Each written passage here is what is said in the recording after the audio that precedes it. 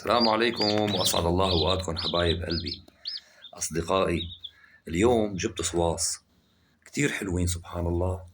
هاد نوع الصواص هو الدجاج، دجاج البهارمة. تمام، اللي بيكون ما شاء الله عليه بأحجام ضخمة. تمام، وقت بيكبر طبعا بصير بأحجام ضخمة، وبيكون هيك في برجليه هيك ريش سبحان الله، وله هون حالق مثل حلاقة السبايكي. سبحان الله شو حلو. ما حدا فينا نحن وصغار يعني كلياتنا جبنا صواص وربيناها، وبالأخير كانوا يموتوا، وكانوا يعني ما يطولوا عنا يومين ثلاثة، وكلياتنا كنا نزعل عليهم، وما كنا نعرف شو هو السبب يلي كان عم يخلي الصواص تموت. أصدقائي، رقم واحد بالنسبة لتربية الصواص، هدول اللي أعمارهم يومين وثلاثة، أكيد بدنا نحطهم بمكان درجة الحرارة بدها تكون بين 27 لل 30 درجة مئوية. تمام، نأمن لهم الدفء أول شيء، هي أول وحدة. تاني وحدة النظافة. تمام، وكمان نوعية الأكل بتلعب دور كتير كبير. هلأ هون في عنا هذا العلف، هذا العلف أصدقائي يلي بطعموه للصيصان اللي عمرها من نهار للشهر ونص، اللي هو فول الصويا والذرة المطحونة.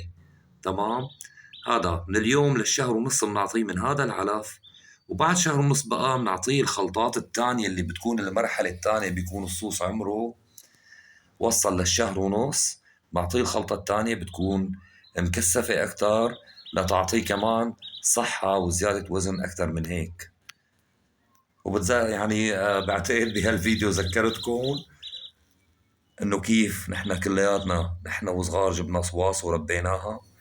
سبحان الله ما أحلاها، وكانت تموت وما كنا نعرف ليش.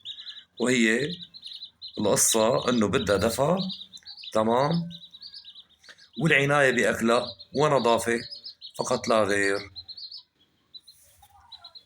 وإن شاء الله تعالى بفيديوهات قادمة بالنسبة لهي الصواص بدي فرجيكم مراحل نموهم، وكيف بس يكبروا شلون بده يصير شكلهم.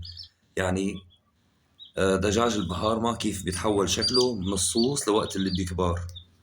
بخصوصي هالشعرات هدول الحلوين اللي عاملينهم هيك مثل سبايكي سبحان الله.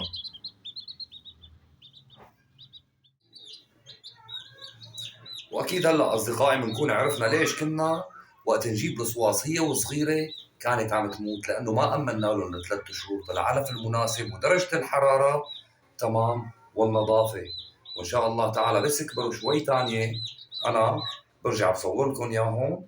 تمام، بنعمل عنه كمان فيديو وبنشوفهم مع بعض. ولهون بتكون خلصت الحلقه، والسلام عليكم ورحمه الله تعالى وبركاته.